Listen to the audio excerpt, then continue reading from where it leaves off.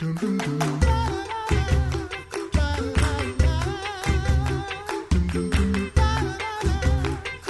back to the Coffee Hour. I'm Andy Bates. I'm Sarah Gulseth. Continuing our conversation on how the recent storms have impacted the communities and folks in the LCMS as well. Moving now from Kentucky to Missouri and how the storms have impacted us around the Missouri District. Joining us today, the Reverend Marty Hasz. He's the Missouri District, LCMS Missouri District Assistant to the President for Church Worker and Congregational Health. Pastor Hasz, thanks so much for joining us on the Coffee Hour. I'm glad to be here. Thank you for inviting me.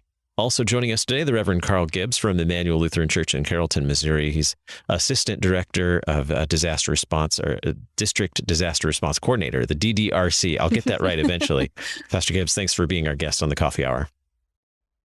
It's an honor to be with you all. Thank you. And Kris Schuldt is a LERT, Lutheran Early Response Team Leader, and coming to us from Emmanuel, Wentzville. Kris, thanks so much for being our guest on the Coffee Hour. Thanks for having me. Let's start off with the areas around Missouri that have been impacted. Pastor Gibbs, would you like to share with us what communities have been impacted the most by the recent tornadoes? Absolutely. As far as we have heard and where we are ministering, even up to this day, it is isolated in kind of the New Melly, Defiance area, kind of South St. Charles area. And Kris can speak in a moment to some of the work projects that they've been conducting there. We also had reports of damage in Southeast Missouri as well. And then even just last evening with the high straight line winds that came through the state of Missouri, also getting reports of some minor damage in western and northwestern Missouri. What is some of the effects of these storms in these areas? Yeah, especially, and again, I'll let Kris kind of speak to some of the specifics that he has seen on the ground there in the Defiance and Augusta areas, because while I say isolated, that's not at all to minimize the effects that those in those specific areas have been dealing with. So in some areas, again, these tornadoes were so powerful. We're talking total destruction of homes, significant damage to sheds and outbuildings, and obviously a lot of tree damage that comes with tornadoes as well. So we're focusing on debris removal, as well as our chainsaw crews going in and trimming up some of those broken limbs, helping out with downed trees, that kind of thing. Kris, can you share with us where you've been out and about and what you've been able to see? Yes. Last Sunday, we went to an area there between Defiance and Augusta on Highway F in St. Charles County. And there's probably maybe a 3-mile swath of destruction there. The first house we went to, actually there was no house. It was just the concrete foundation left. And the sheds and the barns and everything were total destruction. A lot of the trees were either broken off or leaning and power lines down. A lot of the debris is personal belongings from inside the houses that were destroyed. There were 3 houses side by side that were all destroyed. And there were 2 fatalities in that. And one of the first things we do when we arrive is to talk to the landowners, their survivors, and ask what their immediate needs are first. And so we go and typically pick up personal belongings and try to bring them to the individuals so that they can, recover those type of things. And then we start assessing after that what type of help we can do. Certainly sawing, tree limbs and stuff out of their driveways and anywhere where it's dangerous, we tackle that first. And then just do anything that the landowners need help with. Pastor Hasz, can you give us an overview of the Missouri District LERT teams and the DDRC and the LERT teams that are active right now? Sure. Thank you. We have a structure of different areas of the state, of the district. So we have Karl, that is, Pastor Gibbs is actually sort of also focusing on that northwest area of the state. Then we have Reverend Charlie Schuldt. He is in the South St. Louis area in Imperial. And he also with Kris in that same sort of St. Louis area, they focus on those that are in the St. Louis quadrant of the state. And then down here in Southeast Missouri, we're actually building some more connections. We don't actually have a LERT team down here yet, but we've got a training event coming up to kind of bring that up to speed. Then we also have another regional DDRC out in the Joplin area that was actually a part of the cleanup in Joplin after their tornado 10 years ago. So he has firsthand experience with tornado effects of this nature, of the nature that has come through our area that's been just massive destruction. So that's actually Richard King.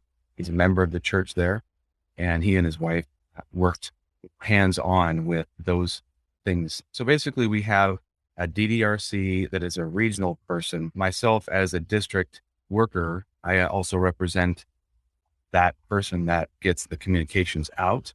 And we do that through the LERT-LCMS.org website, and people register there. Then they actually can receive deployment information or announcements. Then the different, team members, like for instance, Kris Schuldt there, he is the one that is at Immanuel in Wentzville. All those different team leaders that are around the state, around the district, are usually either, groups of congregations or at one congregation, then individuals sort of are attached to that team. So those teams are throughout the state, and those are the ones that actually deploy to go either chainsawing, debris cleanup, flooding muck out, things like that. The individual members of the district then can get trained in the basic LERT training. And those are announced through that same website. And then they will actually be able to deploy with a team. We don't self-deploy ever. And if people do want to do that, they usually attach themselves to another organization that has licensure or certification to be in a disaster area. But basically, those are the ways that we provide senses of safety, comfort, and mercy sort of behaviors as Christians, but in a way that is comforting the homeowner so that they actually see, oh, those people with the little orange or yellow LCMS vest on, those people are a group. So that way the homeowner and those that are affected by the tornadoes or storm damages, then they can actually see that we're a group and we're certified to be there. Does that make sense? Mm-hmm. Yeah. Can you share with us where teams are deployed? You mentioned here in the St. Charles Defiance area as well. Are teams being deployed anywhere else across Missouri? Well, we do have a number of different teams in Columbia. Kent Kunkel, he's also one of our regional DDRCs in the central area of the state from Concordia, Missouri. He and Kris are very responsive to a number of these things that are happening right now. So Kris and Charlie have been involved in a lot of these communications and conversations. President Hagan of our Missouri district has also been on site to visit with some of the people that have been affected as well. Is there a need for more people to join these LERT teams across the state of Missouri? Well, I'm glad you asked that, Sarah. Yes, in fact, but there's also another effect from these storms that I've noticed, especially in my area, the local Christian Lutherans around us. We have a lot of relationships down here in Southeast Missouri. They have this reaction of, oh my word, holy cow, what do we do about that? That's sort of the immediate surprise reaction. And so people want to know what to do. Here in the Missouri district, we have a collection of funds for some specific, areas that are affected. Down in St. Louis, we actually have St. Trinity that has been affected as a congregation. Their roof was damaged, and so we're collecting funds for them. We also have people that are trying to get involved through the basic LERT training.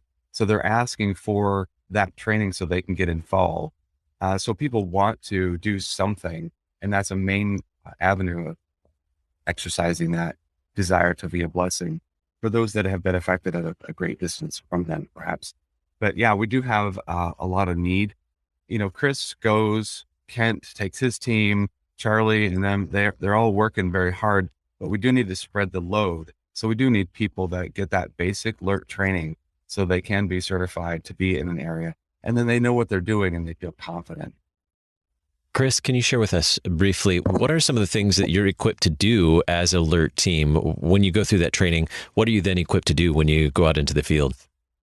Sure. First and foremost, our first need is to be able to help the landowners with virtually anything that they need. And what I mean by that is we're real flexible. If we go there to do chainsawing, but they need us to move debris, we change gears and do that. So we're equipped with chainsaws and all the proper safety equipment to do chainsaw work. We can also do debris removal, and we have hung drywall, and we've also rebuilt porches for people and ramps for their houses. So we're very flexible in helping everyone. Pastor Hasz, can you share with us, with just about a minute left, more about upcoming opportunities to join a LERT team? Yes. Like I said before, LCMS-LERT.org is the place where we centralize most of our communications. And that's where you see basic LERT training events that are available. We've got a couple, and right now there are a lot of them that are popping up. So I definitely encourage people to go to that website, LCMS-LERT.org. And there they can also check different areas. Like if they're near the border of our state, they can also click on that area that is east of us where Kentucky was affected. And there are deployments going that direction. I would encourage members of churches to make sure and touch base with their pastor and engage their pastor. Let them know that this kind of organization is happening in our area or in our state, district. And then look at the Facebook page, Missouri District Facebook page, website. There are a lot of connection points there. Talk to your circuit visitors, make sure that they're engaged, that they're signed up, that they're getting these notifications. Tell their church secretaries to get signed up so they get notified. A lot of this stuff is happening in a very simple way. They just need to get registered there on that site, and they get a lot of information. Thank you, Pastor Hasz, for joining us today and sharing all of these helpful details as well. The Reverend Marty Hasz, Missouri District Assistant to the President for Church Worker and Congregational Health. Thanks so much for being our guest today. Thanks for interviewing us and being interested in helping those that are affected by these storms. And the Reverend Karl Gibbs of Immanuel Lutheran Church in Carrolton, Missouri. Pastor Gibbs, thanks for being our guest. Thank you very much. God's blessings to all of you. And Kris Schuldt, thanks so much for being our guest today on the Coffee Hour. Thank you. I appreciate you inviting us. You've been listening to the Coffee Hour. I'm Andy Bates. I'm Sarah Golseth. The Coffee Hour with Andy and Sarah is a production of KFUO. To support the Coffee Hour and KFUO Radio, visit KFUO.org. You can also text KFUO to 41444 or send an email to gifts@KFUO.org. And you can call us at 800-844-0524. KFUO. Christ for you, anytime, anywhere.